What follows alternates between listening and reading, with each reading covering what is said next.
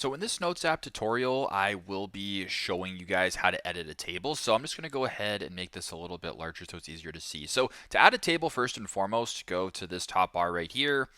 Press on add a table. If it doesn't show up for you guys for whatever reason, you can go ahead and press control click and customize toolbar.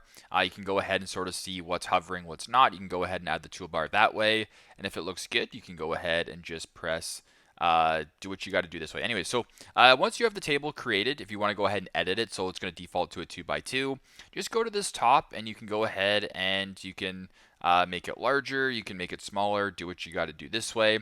If you wanted to add lines after, you can go ahead and do this by pressing on the arrow. Add column, you can go ahead and do the exact same thing this way. You can add rows above, you can add rows after. Now, let's say you have some text in it, so let's just say text 1 and you want to edit this text and customize it even more, you can always highlight the text right here, go to where it says format, and then press on font, text, indentation, whatever. You can go to show fonts right here. So if you wanted to maybe change the font size, you can do that. If you wanted to change the font, if you wanted to change the color of the font, you can do that. Do what you got to do, and you can basically create your table that way and play around with it. So pretty simple, pretty straightforward. That is how to edit a table on the Notes app. Thanks again for watching, and hope this helps.